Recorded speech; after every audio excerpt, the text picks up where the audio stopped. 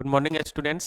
हम आज आप क्लास 10th का जो मैट्रिक का एग्ज़ाम होने वाला है उसका जो वीवीआई क्वेश्चन, जैसा कि हम लोगों ने, हमारा जो टीम है ग्लोबल स्टडीज, आप लोग से इससे पहले हम 1-2 सप्ताह पहले आप लोग से बोले थे वीडियो के द्वारा कि हमारा टीम आप लोग के लिए एक क्वेश्चन, सभी विषय का वीवीआई क्वेश्चन जो है उसको तैयार कर रहे हैं, जो बिल्कुल एग्जाम में हूबहू वो क्वेश्चन उसी पैटर्न पर आएंगे जो हम लोगों ने उसको कंप्लीट कर लिया है।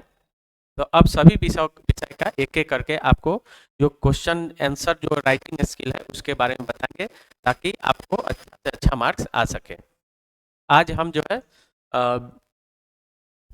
भूगोल, ये सॉरी, विज्ञान का, क्लास 10th का विज्ञान का, जिसमें हम बायोलॉजी की बात करेंगे। विज्ञान में आज बायोलॉजी का यानी जीव विज्ञान का जो हम आज क्वेश्चन लेकर के आए हैं वो आपके लिए बहुत ही इंपॉर्टेंट होगा। इससे पहले क्वेश्चन आंसर लिखने के लिए एक तरीका होता है ताकि आपको अच्छा से अच्छा मार्क्स आ सके।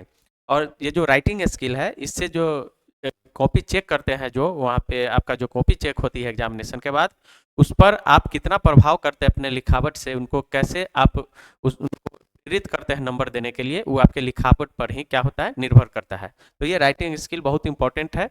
तो देखते हैं कि ये बिहार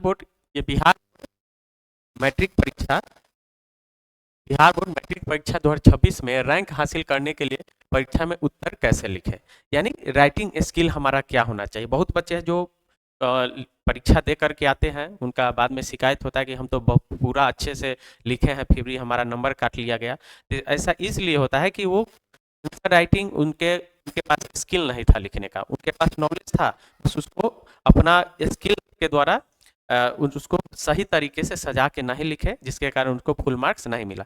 इससे बचना है, इसीलिए आप लोग को हम आज समझा रहे हैं कि जो बोर्ड द्वारा आपको जो क्वेश्चन मिलेगा एग्जामिनेशन हॉल में, बोर्ड क्वेश्चन पे आपको लिखा हुआ रहता है जनरली कि परीक्षार्थी यथासंभव अपने ही भाषा में उत्तर दे।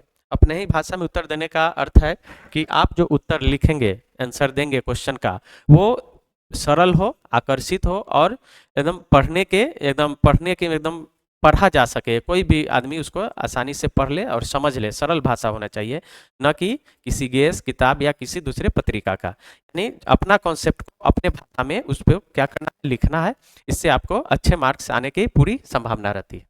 चलिए, दूसरा जो है वो है उत्तर लिखते समय शब्द सीमा का भी ख्याल रखा जाता है। भी लिखा होता है, जैसे एस्से राइटिंग वगैरह निबंध लिखना होता है, तो उसमें लिखा होता है कि 150 शब्द या 200 शब्दों में आंसर दे। तो शब्द सीमा का भी ख्याल रखना है, उस पर भी प्रैक्टिस करना है। आगे देखते हैं कि परफेक्ट उत्तर लिखने के तरीका, परफेक्ट उत्तर लिखने का क्या तरीका है, कैसे लिखेंगे, क्या क्या स्टेप हम लेंगे कि हमारा आंसर जो है अच्छा हो। तो सबसे पहले कोई क्वेश्चन है तो उसका पहले हम परिचय देंगे। सबसे पहले उसका क्या करेंगे, परिचय लिखेंगे। उसके बाद उसका हम परिचय देने के बाद उसको हम बिंदुवार, उस जो क्वेश्चन पूछा जाएगा उसका बिंदुवार उससे संबंधित जो व्याख्या करेंगे, वर्णन करेंगे, यानी पॉइंट दे करके। ऐसे ही स्टोरी जैसे नहीं लिखना है, पॉइंट दे करके, जैसे 1 नंबर पॉइंट, 2 नंबर पॉइंट, ऐसे करके पॉइंट दे दे के हम क्या करेंगे, लिखेंगे। इस कहानी की तरह नहीं लिखना है, ठीक है। तीसरा है कि हमको लास्ट में जब अपना व्याख्या पूरी तरह से पॉइंट वाइज दे देंगे, पूरा अच्छा से लिख लेंगे, तो उसमें क्या करेंगे, उसके बाद लास्ट में निष्कर्ष लिखेंगे कि यह जो हमसे क्वेश्चन पूछा गया था किसी विषय का, उस पर लास्ट में एक छोटा सा संक्षेप में निष्कर्ष लिख देंगे। इस तरह से हमारा जो है आंसर राइटिंग पूरा कंप्लीट हो जाएगा। ये फॉर्मेट है लिखने का, आप लोग को इसको फॉलो करना है, अभी से ही इसके लिए प्रैक्टिस करना है। उसके अलावा बहुत इंपॉर्टेंट बात क्या होती है कि हैंडराइटिंग साफ एवं सरल शब्दों में होना चाहिए। उत्तर में स्पष्ट बातें लिखनी चाहिए, यानी हम वहाँ पे क्वांटिटी से मतलब नहीं है, हमको क्वालिटी आंसर देना है। थोड़ा कम हो लिखावट, मतलब 1 ही 1.5 पेज हो, 2 ही पेज हो, 4 पेज लिखने की कोई आवश्यकता नहीं है। कम ही पेज में हो, आंसर जो है स्पष्ट हो, जो पूछा जाए उसका आंसर हो कि कोई पढ़ करके समझ जाए कि ये क्या कहना चाहते हैं, ठीक है। तो कम कम पेज में आंसर लिख करके भी अच्छा से अच्छा मार्क्स लाया जा सकता है, और आता ही है। उसका लिखावट सुंदर आकर्षक होना चाहिए। उत्तर लिखने के क्रम में आवश्यकता अनुसार डाटा एवं चित्र का प्रयोग करना चाहिए। अगर जैसा क्वेश्चन है, क्वेश्चन के अनुसार हमें डाटा यानी आंकड़ा भी उसमें लिखना है, उसमें प्रविष्ट करना है, और चित्र, अगर क्वेश्चन के अनुसार हमें क्या करना है, फिगर भी बनाना है, ताकि हमारा क्वेश्चन आकर्षक हो और हमें अच्छे मार्क्स आने की पूरी संभावना हो जाए। तो आज जो है हमारा जो क्वेश्चन हम बोले हैं अभी कि हमारा जीव विज्ञान से क्लास टेंथ का हम लोग बायोलॉजी का पहला क्वेश्चन लेकर के आए हैं। क्लास टेंथ का है ये, क्लास टेंथ मैट्रिक का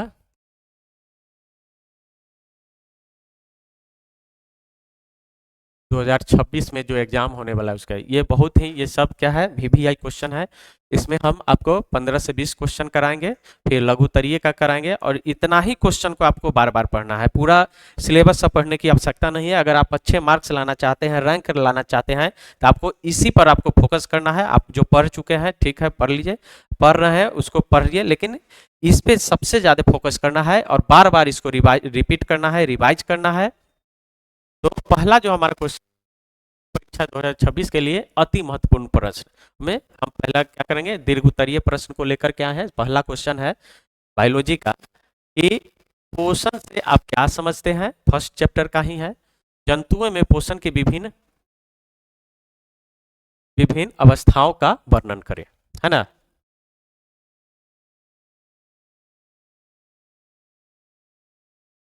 चलिए देखते हैं पोषण क्या है। हम पोषण के बारे में हम लोगों ने क्लास में भी पढ़ा था कि पोषण क्या है, इससे संबंधित सारे टॉपिक को हम लोग डिस्कस किए थे क्लास में। तो देखते हैं, और ये जो है ये आप लोग कॉपी कलम निकाल करके रखिएगा, सारा वीडियो लास्ट तक इसको देखना है और अपने कॉपी में इसको नोट करना है शुद्ध शुद्ध अच्छा से।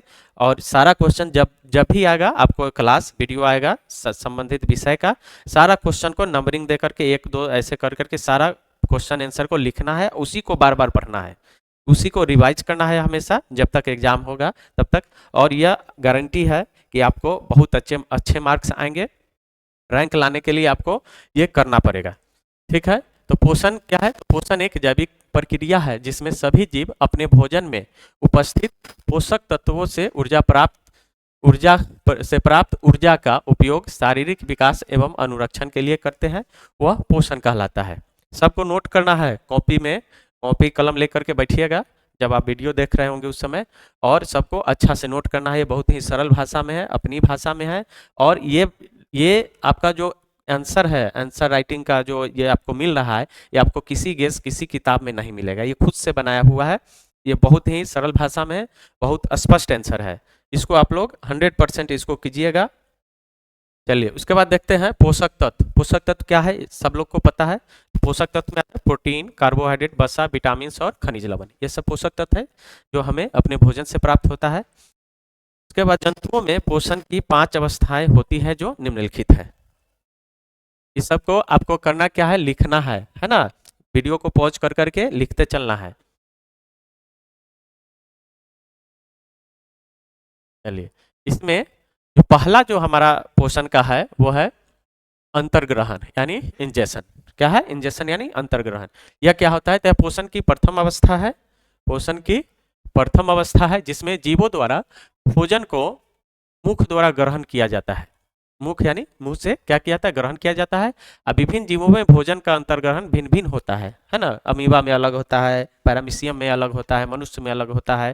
जितने भी जीव जंतु है उसमें भोजन ग्रहण करने का जो तरीका है वो भिन्न भिन्न होता है, अलग अलग होता है।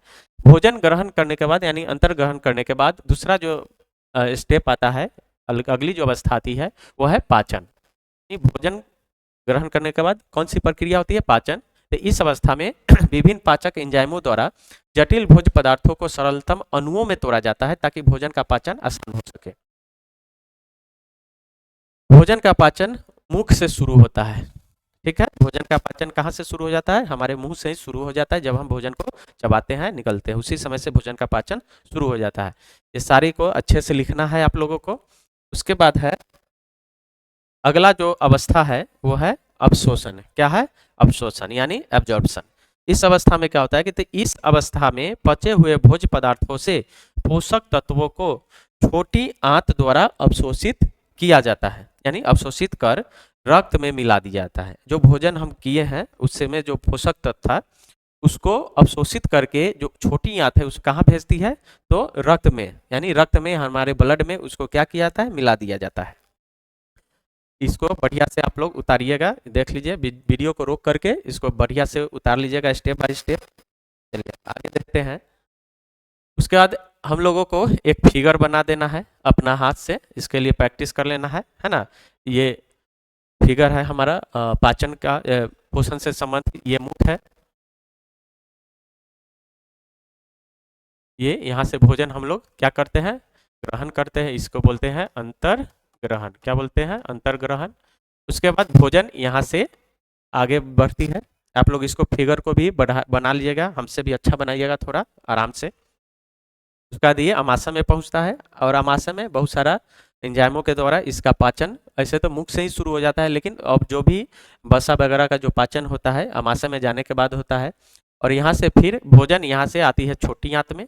छोटी आंत में पोषक तत्व का क्या होता है, अवशोषण होता है। छोटी आंत में पोषक तत्वों का अवशोषण कर लिया जाता है और उस पोषक तत्व को कहाँ मिला दिया जाता है, ब्लड में। कहाँ मिला दिया जाता है, ब्लड में। ब्लड जो है उस पोषक तत्व को शरीर के सभी कोशिकाओं तक, सर से लेकर पांव तक जितने भी कोशिकाएं हमारे शरीर में, वहां तक वह ब्लड पोषक तत्व को पहुंचाती है। और उस कोशिका में जाकर के यहाँ पे क्या होता है, कोशिकीय दहन होता है। हम ऑक्सीजन के उपस्थिति में जो हम सांस लेते हैं ऑक्सीजन, और वहाँ पे कोशिकीय दहन के फलस्वरूप क्या बनता है, ऊर्जा मिलती है। और उसके अलावा CO2 भी बनता है जो हम सांस के द्वारा बाहर छोड़ते हैं, और ऊर्जा जल भी बनता है, जल हम यूरिन के द्वारा बाहर निकालते हैं शरीर से, और ऊर्जा से हमारा जो शारीरिक कार्य है उसको हम करते हैं, यानी हमें ऊर्जा मिलती है काम करने के। उसके बाद जो छोटी आंत से पचते हुए भोजन जाता है बड़ी आंत में। बड़ी आंत में जाने के बाद भोजन में, या जो हम भोजन किए हैं, जो बचा हुआ जो अपशिष्ट भोजन है उससे जल का अवशोषण बड़ी आंत द्वारा कर लिया जाता है। उसका जो अपशिष्ट जो लास्ट में बच जाता है वह बड़ी आंत होते हुए गुदा तक पहुंचता है, जहां से इसको बाहर निकाल दिया जाता है मल के रूप में। तो फिगर को अच्छा से बनाना है सभी लोगों को, और अच्छा से। चलिए, पाचन के बाद हम आते हैं अगला जो हमारा अवस्था है वह है स्वांगीकरण, एसाइमिलेशन। क्या है, स्वांगीकरण यानी एसाइमिलेशन। इसमें क्या होता है, तो अवशोषित पोषक तत्वों को रक्त द्वारा शरीर के विभिन्न कोशिकाओं तक पहुंचाया जाता है, जहां कोशिकीय शोषण द्वारा पोषक तत्वों से ऊर्जा प्राप्त किया जाता है। अभी बताए हैं फिगर में इसके बारे में कि अवशोषण के बाद रक्त के द्वारा सभी कोशिकाओं तक क्या किया जाता है, पोषक तत्व को सभी कोशिकाओं तक पहुंचाया जाता है, जहां पे कोशिकीय दहन होता है। हमें काम करने के लिए, विभिन्न शारीरिक क्रिया के लिए क्या मिलता है, ऊर्जा मिलता है। अगला देखते हैं। आप एक ऐसा फिगर भी बना सकते हैं, है ना। एक ये भी फिगर है, आप इसको भी बना सकते हैं। दोनों फिगर है, आप दोनों की सहायता लेकर के आप एक सुंदर फिगर बनाइएगा, और फिगर भी जरूर लिखिएगा, पॉइंट वाइज लिखिएगा। ये सब वही है जो आप देख लीजिएगा अच्छा से, इसको वीडियो रोक करके और इसको बनाइएगा। उसका लास्ट जो आता है अवस्था पोषण के अंतर्गत, वो है बहिष्करण यानी एक्सक्रेशन। इसमें क्या होता है कि अवशोषण के बाद बचे हुए अपशिष्ट या अपाचित पदार्थों को मल के रूप में शरीर से बाहर निकाल दिया जाता है। इस तरह से हमारा जो पोषण का जो प्रक्रिया है, जो विभिन्न अवस्था है, वह समाप्त होती है। और इसके बाद पोषण के अंतर के दौरान हमें कार्य करने की जो ऊर्जा मिलती है, बहुत सारा इसके बाद बाई प्रोडक्ट निकलता है, जैसे CO2 और जल, उस सब को भी शरीर के से बाहर निकाल दिया जाता है। तो आप लोग जो है कीजिएगा, इसको खूब बढ़िया से लिख करके, एकदम सरल शब्दों में है, आपको याद करना है खूब अच्छा से। और अगला फिर वीडियो लेके आएंगे दूसरा क्वेश्चन बहुत जल्द। अब बैक टू बैक आपको सभी विषय का ऐसा क्वेश्चन मिलेगा। पहले हम अभी दीर्घोत्तरीय कर रहे हैं, इसके बाद लघुत्तरीय करेंगे, और फिर हम करेंगे मैराथन। हम लोग का क्लास चलेगा, वो MCQ का, ऑब्जेक्टिव का। और इतना ही करना है आप लोगों को, और विश्वास दिलाते हैं कि आपको रैंक तक आपको हम लोग लाने में सफल होंगे। बस आप मेहनत कीजिए, जैसे बताया जा रहा है आपको एकदम अच्छा मार्क्स आएगा, यह हमारे टीम का गारंटी है। बस इसको पढ़ते रहना है मन से।